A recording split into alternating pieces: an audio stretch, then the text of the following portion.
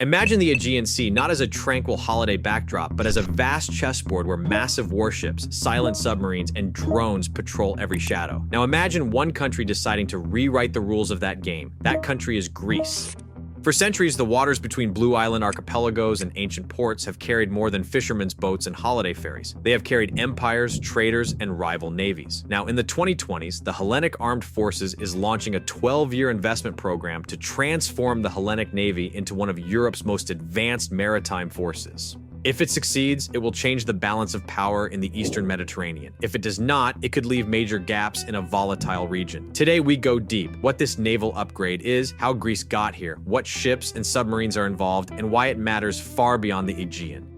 The short answer to why this upgrade matters is timing. The longer answer is that Greece stands at a strategic crossroads. The Eastern Mediterranean is no longer just a picturesque postcard. It is a pivot of energy corridors, contested maritime zones, and rising great power interest. Against that backdrop, Greece's navy was aging: older frigates, legacy systems, and budgets squeezed after the debt crisis. In recent years, Athens made a decision not just to keep pace, but to leap ahead.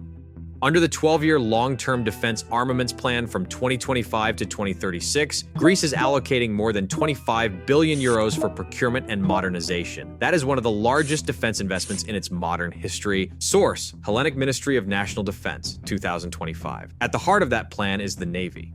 Why the Navy? Because in the Mediterranean theater, sea power still counts. Ships control sea lanes, submarines dominate beneath the waves, and naval forces defend islands, energy infrastructure, and choke points. Greece's geography demands it. More than 2,000 islands, long coastlines, and as a NATO member on the alliance's southeastern flank, a navy that serves as first responder, deterrent, and projection tool all at once. This is not just new hardware, it is a strategic pivot. It says, we will defend our waters, we will project power, we will protect our interests, and we will do it with technology, speed, and alliances. Across the dockyards of Lorient, France, the steel hull of a warship takes shape. The name on its side reads HS Kimon, F601, the first of a new class of frigates that will redefine the Hellenic Navy. This is not just another ship, it is a symbol of Greece's determination to command its waters again.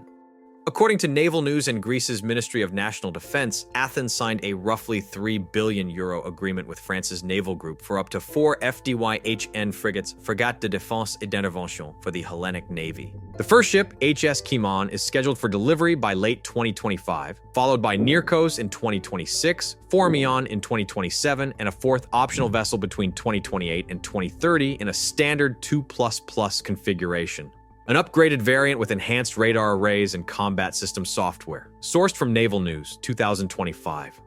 What makes these frigates different is their compact, stealthy profile and heavy armament, ideal for tight, contested Aegean waters. Each FDI carries Aster 30 surface-to-air missiles for high-altitude air defense, Exocet MM 40 Block 3C anti-ship missiles for sea control, advanced sonar for anti-submarine warfare, and the SETIS combat management system that links all onboard sensors. In short, they can fight above, on, and below the sea at the same time.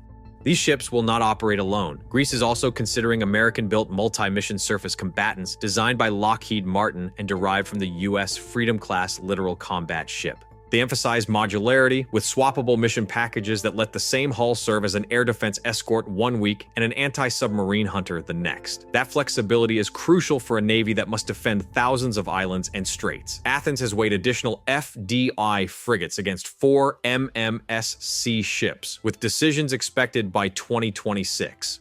Surface power is only half the story. Beneath the waves, Greece is investing in stealth and long-range strike. The plan calls for 4 new conventional submarines. At least half, according to reporting in Ekathemerini and Kathamerini English edition, will be capable of launching long-range cruise missiles, giving the Hellenic Navy the ability to strike land targets hundreds of kilometers away. That would mark a shift from pure sea denial to strategic deterrence. The Navy is also exploring cooperation with Israel to acquire BlueWhale autonomous submarines, unmanned underwater vehicles for reconnaissance, mine detection, and potentially electronic warfare tasks. If integrated, Greece would be among the first European nations to deploy such systems at scale, joining Israel and the US Navy in next-generation undersea operations. New ships take years to build, and the Aegean does not wait. Athens is upgrading what it already has. The 4 Miko 200HN frigates, first commissioned in the 1990s, are undergoing a midlife program of roughly €600 million. The upgrades add modern radar, electronic suites, and combat management systems to keep them effective until the FDI fleet is complete. Meanwhile, Greece's four Papanikolas-class, Type 214 submarines, already among Europe's quietest diesel-electrics, are receiving a €1 billion overhaul that improves sensors, fire control, and combat software. Their air-independent propulsion allows them to remain submerged for more than 2 weeks without surfacing, a critical stealth advantage. Greece is also reinforcing coastal defenses with new Exocet Block 3 anti-ship missile batteries, capable of hitting naval targets at ranges up to about 200 kilometers. Taken together, these systems provide not only defense but denial power, making any hostile fleet think twice before crossing into Greek waters. By the end of this decade, the Greek Navy will look very different. Old Hellenic-class frigates will retire, digital-age warships will arrive. Under the Aegean, autonomous drones and stealthy submarines will reshape how Greece defends its coasts. This remaking of the fleet is also a remaking of industry. In a quiet shipyard near Skaramangas, sparks fly as welders cut into a frigate's hull. It rarely makes headlines, but this is where Greece's future sea power is being forged, not only in steel, but in sovereignty. Once a powerhouse for commercial and naval construction, Greece's yards at Elefsis and Skaramangas struggled in the 2010s amid financial crisis and shrinking defense budgets. The new long-term plan aims to reverse that. According to the 2025 Defense White Paper, the program mandates technology transfer, domestic assembly, and industrial offsets for major acquisitions, putting Greek engineers inside the process rather than on the sidelines. When Athens ordered FDIHN frigates from Naval Group, the agreement included cooperation with Greek shipyards, notably Elefsis and Skaramangas, to handle maintenance, future upgrades, and potentially partial construction of follow-on vessels. Greece is not doing this alone. Its naval resurgence depends on alliances with France, the United States, and Israel. In 2021, Greece and France signed a mutual defense clause, a rare bilateral security pact between two NATO members, ratified by both parliaments. It commits each to come to the other's aid in the event of external aggression. That elevated the partnership from buyer-seller to strategic allies and helped explain why Athens chose French-built FDI frigates over other options. It was not only about technology, but trust. With the United States, cooperation remains deep. Greece hosts key NATO facilities, including Souda Bay Naval Base in Crete, which supports U.S. Sixth Fleet operations in the Mediterranean. In 2022, Athens and Washington extended their mutual defense cooperation agreement, granting U.S. forces expanded access to Greek bases for logistics and training. With Israel, a newer partnership has accelerated. Joint naval exercises have become routine since 2019, and cooperation spans advanced sensors, unmanned surface and underwater vehicles, and cybersecurity for command networks. The BlueWhale autonomous submarine project is part of those discussions. These partnerships are military and economic. The Greek government projects that domestic involvement across the plan could inject 5 to 6 billion euros into local industry and sustain thousands of high-skilled jobs in shipbuilding, engineering, and electronics. The research ecosystem is also growing. The National Technical University of Athens and Hellenic Aerospace Industry are working with the Navy's Research Center on indigenous combat management AI, radar fusion software, and electronic warfare modules, technologies that could, during the 2030s, make Greek ships not only strong, but smart. Strategically, Greece's maritime doctrine focuses on deterrence, projection, and interoperability. Deterrence is the ability to prevent conflict by demonstrating credible capability. Projection is the capacity to operate far beyond territorial waters to protect energy infrastructure, shipping routes, and allies across the eastern Mediterranean. Interoperability ensures that every Greek ship, submarine, and drone can plug into NATO's digital command grid, sharing data with US, French, and Italian fleets in real time. By 2030, most new Greek vessels are slated to use Link 16 and Link 22 data links, identical to those on US and French warships, enabling a fully networked fleet. In my opinion, and I am flagging this as interpretation, not confirmed fact, Greece's leaders see this as more than deterrence. It is about status. For a nation with a naval heritage stretching from Salamis to the modern Aegean, regaining command of its seas is not just strategic, it is symbolic. It is national pride, rebuilt in steel and sonar. Power has context. These ships and submarines will sail one of the most contested maritime spaces on Earth. The Aegean, the Eastern Mediterranean, and the Red Sea trade routes form an arc of competition that runs from Ankara to Cairo, Rome, Tel Aviv, and Washington. Zoom out from a satellite view of the Eastern Mediterranean, and you see the Aegean, dotted with thousands of Greek islands reaching toward the Turkish coastline. Each island, each strait, each patch of water carries more history and tension than entire continents elsewhere. This is the chessboard where Greece's new navy will operate. The strategic rivalry between Greece and Turkey is decades old. Disputes over maritime borders, airspace, continental shelves, and the militarization of islands. In recent years, it intensified with discoveries of natural gas fields off Cyprus and Crete. Each side claims overlapping exclusive economic zones.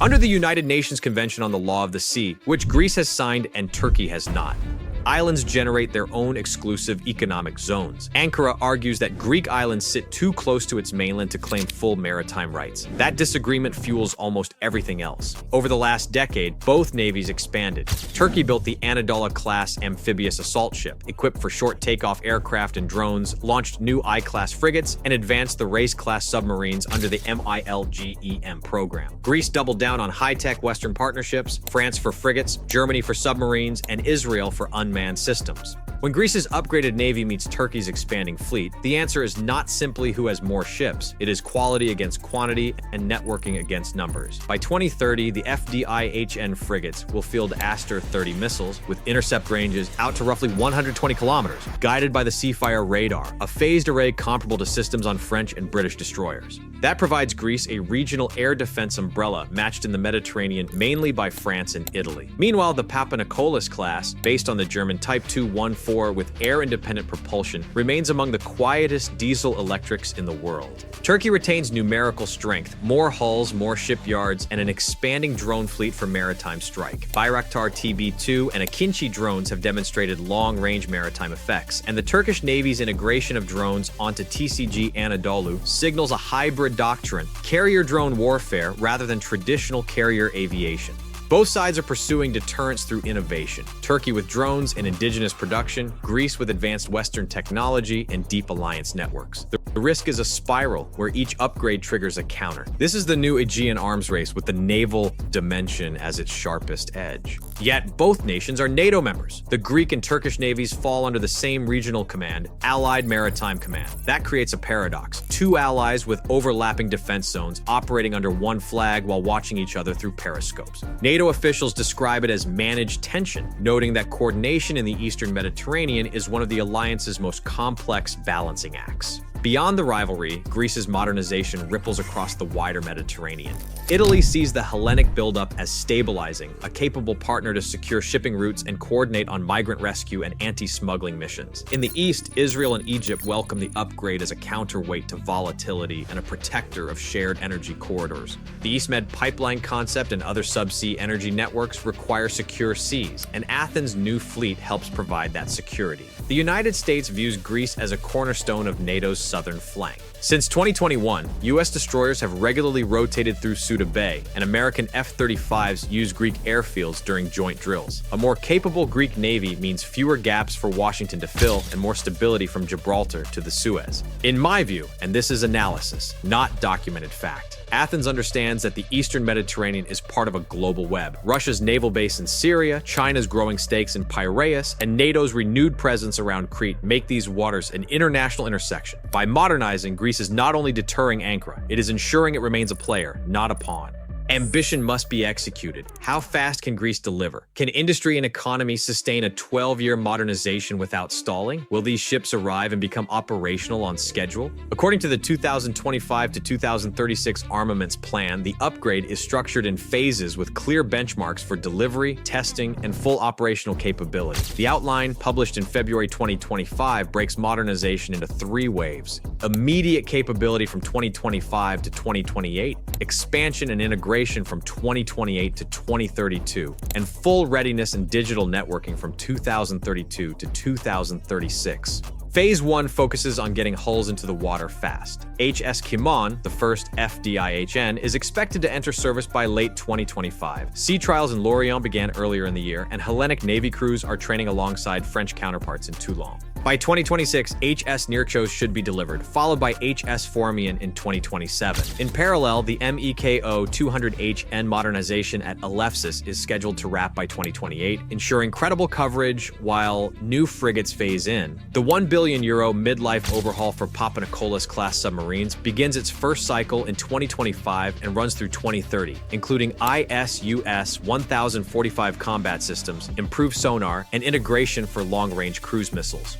Phase 2, from 2028 to 2032, brings the optional 4th FDI if confirmed in the Enhanced Standard 2++ configuration, reportedly with advanced electronic warfare suites and augmented Seafire arrays for better missile guidance and NATO network integration. Greece expects delivery of 4 new generation submarines in this window, with the first 2 projected for 2029 and the remainder by 2031. At least half are expected to deploy land attack cruise missiles, placing Greece among the few European navies with deep inland strike from underwater platforms. This phase also introduces BlueWhale autonomous submarines, creating a hybrid manned-unmanned undersea force. On the surface side, talks with the United States about MMSCs continue. As of mid-2025, no final decision had been announced. If approved, partial Greek construction could see deliveries between 2030 and 2032. Phase 3, from 2032 to 2036, shifts focus from construction to integration. The vision is a fully networked Hellenic Navy in which every frigate, submarine, and drone communicates through Link 22 and SATCOM battle networks.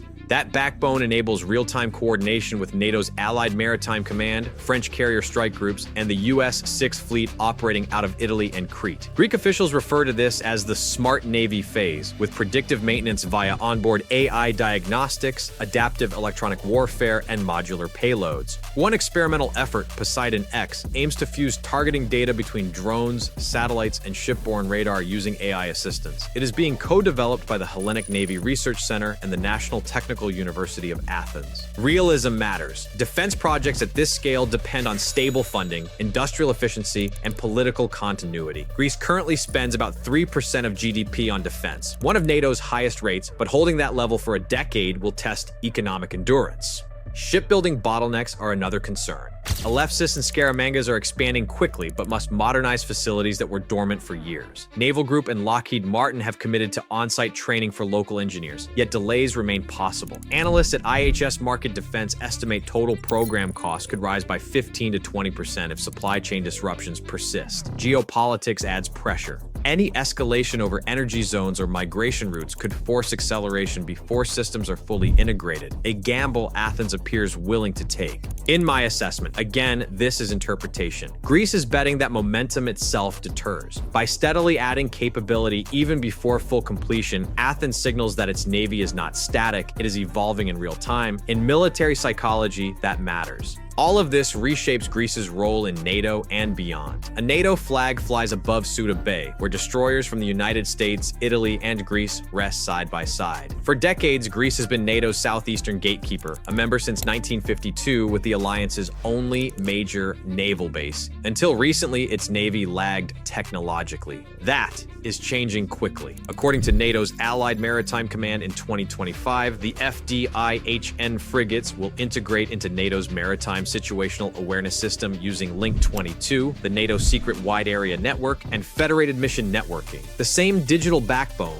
used by US and French carrier groups. That means data from a Greek radar array in the Aegean can feed immediately into a NATO air defense grid tracking hostile aircraft near the Black Sea. Suda Bay already serves as the key logistics hub for Eastern Mediterranean operations, and next-generation frigates will expand that role. U.S. Sixth Fleet commanders have called the base the anchor of stability in the South. In 2025, Greek defense spending reached about 3% of GDP, second only to the United States within NATO. That commitment gives Athens influence inside alliance councils. While many members focus on land forces, Greece doubles down on the maritime domain, something NATO's Southern Command needs as it returns to sea control in an era of great power competition. The Eastern Mediterranean is the hinge between Europe, the Middle East, and Africa. Greek frigates with Aster 30 interceptors and Exocet Block 3C missiles extend the alliance's reach, offering air cover and strike depth. In practice, Greece is turning itself from frontline outpost to maritime command node, able to operate autonomously yet fully integrated with allied fleets.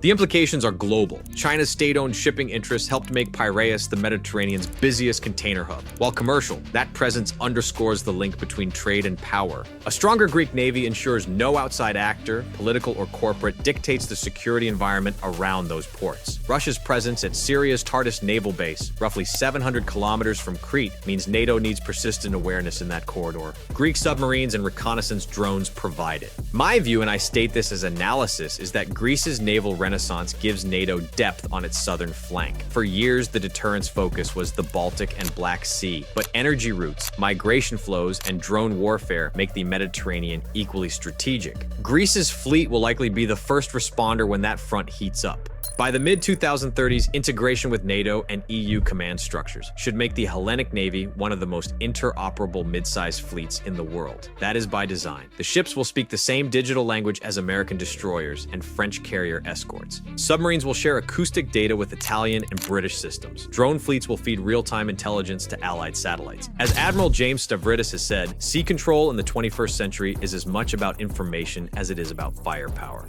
Technology is another wild card. Modern navies rely on complex digital ecosystems, combat management software, AI-assisted targeting, and layered cybersecurity. A single breach can cripple fleets. Athens is partnering with the EU Cyber Defense Center and Israeli contractors to secure naval infrastructure. It is a race between innovation and vulnerability that every modern military faces. Politics remains the hardest test. Every new frigate and missile Greece fields is watched across the Aegean. Ankara often frames FDI frigates and submarine upgrades as provocation. Greek officials insist the program is defensive, rooted in international law and maritime sovereignty. As analyst Konstantinos Philis told Euronews, deterrence and perception walk a fine line in the Aegean. In my view, and again, this is interpretation, Greece's strategy is less about outmatching Turkey and more about locking itself into alliances so dense that conflict becomes impossible. By anchoring its fleet to NATO, the EU, and pacts with France and the United States, Athens is building deterrence through interdependence, a quiet form of security that does not rely on firepower alone. What legacy will this leave? If successful, the Hellenic Navy of 2036 will be unrecognizable, AI-linked, stealth-equipped, with blue water reach to defend the Aegean and project power as far as the Red Sea. That would make Greece not just a regional player, but one of Europe's core maritime powers alongside France and Italy. For a nation whose identity was forged on the sea, from ancient triremes at Salamis to modern frigates at Suda Bay, that would feel like a homecoming. Even if the ships arrive on time and the budgets hold, the real success of this program will be measured not in tons of steel, but in strategy, in how well Greece turns hardware into lasting stability. Naval power alone does not guarantee peace. It is how you use it and who you stand with. That shapes the sea around you.